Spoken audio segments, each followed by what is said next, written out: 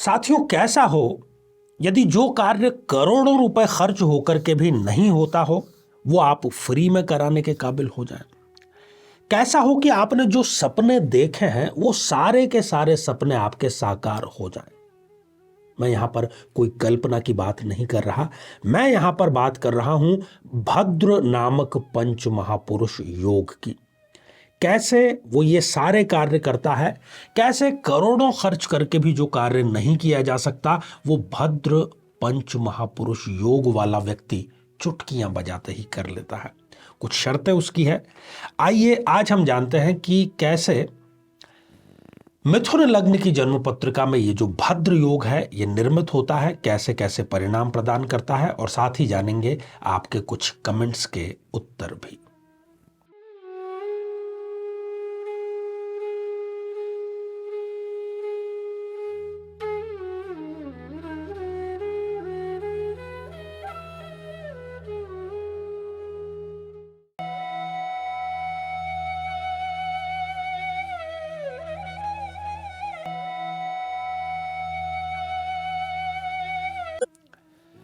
तो मेरे बहुत ही प्रिय और बेहद सम्मानित साथियों, हृदय की असीम गहराइयों से अभिनंदन, बहुत बहुत हार्दिक स्वागत। साथियों, इन दिनों हमारी पंच महापुरुष योगों पर चर्चा चल रही है। रोचक योग पर हम ऑलरेडी चर्चा कर चुके हैं, उसके बारे में हमने संपूर्ण चर्चा की। कब बनता है, कब नहीं बनता, कब होते हुए भी परिणाम नहीं प्रदान करता है। अब बारी है बुध से बनने वाले, बुद्धि के अधिपति बुध से बनने वाले भद्र नामक पंच महापुरुष योग की। तो आइए सबसे पहले एक जन्म पत्रिका का सहारा लेते हैं, और ये जो जन्म पत्रिका है ये है मिथुन लग्न की जन्म पत्रिका। 3 नंबर का जो अंक है ये आप देख रहे हैं कि लग्न में ही लिखा हुआ है, और यहां पर 2 ऐसी परिस्थितियां होती हैं मिथुन लग्न में जबकि भद्र नामक पंच महापुरुष योग बनता है। पहली स्थिति, योग कारक और लग्नेश बुध स्वयं लग्न में ही विराजमान हों, और दूसरी स्थिति, योग कारक बुध और लग्नेश स्वयं अपने ही घर बुध देव जाकर के चतुर्थ भाव में यदि विराजमान हो जाते हैं, दोनों को ही हम पंच महापुरुष योग भद्र योग की श्रेणी में लेते हैं। शर्त केवल यह है कि ये अपनी दशा अंतरदशा में आपको रिजल्ट देगा। डिग्री वाइज इनमें बल है, अंश इनके बलशील हैं, तभी ये आपको रिजल्ट प्रदान करेगा, और साथ ही ये अंत और अस्त अवस्था में नहीं होने चाहिए। चंद्रमा और सूर्य के साथ में युक्त नहीं होने चाहिए। तो सबसे पहले हम बात करते हैं लग्न में विराजमान होने वाले बुध देव की। साथियों, बुध देव जो है उनके पास में डिपार्टमेंट है वाणी का और बुद्धि का। बुद्धि और वाणी, इन दोनों के सहारे आदमी शून्य से शिखर तक पहुंच सकता है, और तो कुछ भी नहीं चाहिए, बाकी सारी चीजें इजीली अवेलेबल है। और ये जो योग है, जो मैंने शर्तें बतलाई है, यदि वो पूर्ण हो रही है तो ऐसा व्यक्ति कुछ ऐसे सौदे या कुछ ऐसे कार्य कर देता है जो कि अच्छा खासा व्यक्ति करोड़ों रुपए खर्च करके भी नहीं कर सकता, केवल अपनी वाणी के बलबूते भद्र योग से कर लेता है व्यक्ति। धैर्य की यदि मैं बात करूं, चर्चा करूं, तो इसमें जबरदस्त, महात्मा गांधी ने भी ये कहा है कि उस व्यक्ति को कोई हरा नहीं सकता जिसमें धैर्य की ताकत है। धैर्य है, विवेक है, वाणी है, बुद्धि है, फिर और क्या चाहिए। लग्न में बैठे हुए जो बुध देव हैं वो अपनी पूर्ण और सप्तम दृष्टि से देख रहे हैं सप्तम भाव को, जो कि दाम्पत्य जीवन का, पार्टनरशिप का, शादी विवाह का, डेली वेजेस का, इन सब चीजों का डिपार्टमेंट सप्तम भाव से देखा जाता है। ऐसा जो व्यक्ति है वो क्या करता है कि अपने जीवन साथी को अपना सहायक बना लेता है अपने बिजनेस में। और जीवन साथी यदि आपका सहायक है, सच्चा जीवन साथी है, कुंडली मिलान करके यदि आपने विवाह किया है, तो फिर तो कहना ही क्या, वैसा कोई साथी आपको नहीं मिल सकता दुनिया में ढूंढते हुए भी। ऐसा जो व्यक्ति है वो अपने सारे के सारे राज अपनी पत्नी या पति को जरूर बतलाता है, और उसी के साथ में वो पार्टनरशिप में बिजनेस भी करता है, और बिजनेस उनका दिन दुगनी और रात चौगुनी तरक्की करता है। ये जो भद्र योग है, इस स्थिति में व्यक्ति नौकरी नहीं करता, नौकरी के लिए कुंडली है ही नहीं।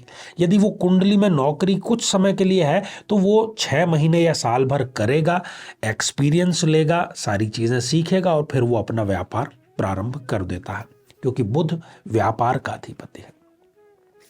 अब बात करते हैं चतुर्थ भाव में बैठ करके जब बुध देव भद्र पंच महापुरुष योग बनाते हैं, तो यदि बुध देव चतुर्थ भाव में बैठे हुए हैं, ऐसे व्यक्ति का अपनी माता से बहुत अधिक लगाव होता है और बुध की दशा अंतरदशा में वो 1-2 या नहीं बल्कि कई बंगलों का निर्माण करता है, अकूत संपत्ति और प्लॉट्स, और जिसको भी हम कहें कि अचल संपत्ति, वो बेहिसाब वो बनाता है। सुख के सभी संसाधन वो बुध के रहते, उसकी महादशा के रहते बनाता है। बड़ी बड़ी गाड़ियों का वो अधिपति बनता है, ऐश्वर्य के सभी साधन उसके पास में होते हैं। और यहाँ बैठे हुए बुध देव अपनी सप्तम दृष्टि से जो दशम भाव को देख रहे हैं, जो कि कर्म का भाव है, तो जिस किसी भी कार्य में वो हाथ डालता है, चाहे वो कार्य उसके लिए नया ही क्यों ना हो, उसमें वो सफलता सुनिश्चित कर ही लेता है। अपने कार्य के माध्यम से वो सम्मान प्राप्त करता है। और ऐसे व्यक्ति को यदि पिता का कोई विरासत में व्यापार मिलता है तो उस व्यापार को वो 1-2 या 100 नहीं 1000 गुना बढ़ाने का कार्य करता है, इसी भद्र योग के कारण। जीवन उसका पूरा अनुशासित ढंग से जीता है। शायद अनुशासित जीवन और बुध का ही ये परिणाम है कि वो चाहे कोई भी लक्ष्य निर्धारित कर दे, उसको वो शीघ्र ही प्राप्त कर लेता है। ऐसा जो व्यक्ति है वो एक सेलिब्रिटी बनता है। सेलिब्रिटी का मतलब ये नहीं कि आप किसी टीवी सीरियल में या फिल्म में या वेब सीरीज में काम करें, आप अपने ही फील्ड के सेलिब्रिटी बन सकते हैं। यदि कोई परीक्षा भी वो पास करना चाहे तो इस स्थिति में, क्योंकि दशम भाव से हम परीक्षा के उत्तीर्ण होने, पीसीएस या आईएएस जैसे एग्जाम में पास होने का निर्णय भी करते हैं। कुल मिलाकर के जितने सपने हैं, उन सब सपनों को साकार इन दोनों स्थितियों में भद्र योग करता है। पुनः एक बार मैं दोहरा दूं, बुधदेव अस्त नहीं होने चाहिए। बुधदेव 0 या 28-29 जैसी अंतिम डिग्रियों के नहीं होने चाहिए। बुध की दशा होनी चाहिए और बुध में बहुत बलशाली दिशा बल, दिग्बल और अंश बल भी जरूर होना चाहिए। जीवन में किसी समस्या का सामना कर रहे हैं, जैसे कि शादी में देरी होना, पति पत्नी में मनमुटाव या तलाक तक की नौबत आ जाना, संतान का प्राप्त न हो पाना, नौकरी या धन प्राप्ति में बाधा आना, जीवन के प्रत्येक क्षेत्र में किसी न किसी प्रकार की बाधा आना, तो आज ही अपनी जन्म पत्रिका का संपूर्ण विश्लेषण करवाएं और पाएं समस्या से सदैव के लिए मुक्ति। तो आइए साथियों, अब हम बढ़ते हैं आज के हमारे कमेंट के चरण की तरफ। और पहला ही जो कमेंट है ये संगीता सबलानी जी ने लिख भेजा है और आपने लिखा है थैंक्स जी। संगीता जी, आपको श्रेष्ठतम शास्त्रीय और एक्सपीरियंस पे बेस्ड जानकारी प्रदान करना यही हमारा कार्य है। और आपके जीवन में यदि मधुरता आती है और आपके चेहरे पे मुस्कुराहट आती है हमारे कार्यक्रम की वजह से, तो वो ही हमारे लिए सबसे बड़ा धन्यवाद है। बहुत शुक्रिया आपका। साथियों, अगला कमेंट विक्रम सिंह जी ने लिख भेजा है और आपने पूछा है कि जिसकी पत्नी का अल्प आयु में स्वर्गवास हो गया हो तो वो क्या करे। वो यही करे, द्वितीय विवाह की तैयारी करे, कुंडली जरूर मिलाए ताकि पहली बार जो दुर्घटना हुई है वो दूसरी बार ना हो, क्योंकि कई लोगों को ये भी गलतफहमी होती है कि दूसरी बार में कुंडली नहीं मिलाना चाहिए। ये नितांत भ्रांत है। साथियों, अगला कमेंट सुभाष गुलाटी जी ने लिख भेजा है और आपने पूछा है कि शादी बहुत लेट हो रही है मेरी बेटी की, बहुत परेशान हूं अपनी बेटी के लिए। बिल्कुल परेशान होने की जरूरत नहीं है, समस्या है तो समाधान भी है। जिसने दी है परेशानी वही करेगा मेहरबानी। हम यहाँ पर आपको यहाँ आई बटन में एक प्लेलिस्ट का लिंक प्रोवाइड करा रहे हैं जिसमें हमने सैकड़ों उपाय बतला रखे हैं शीघ्र विवाह के। तो आप भी उनमें से कोई भी उपाय करें और बेटी की जो शादी है उसकी तैयारियां प्रारंभ करें। तो साथियों, आज के लिए केवल इतना ही और इसी मंगल कामना के साथ में कि आप सभी स्वस्थ, समृद्ध और शांतिपूर्वक जीवन व्यतीत करें। नमस्कार।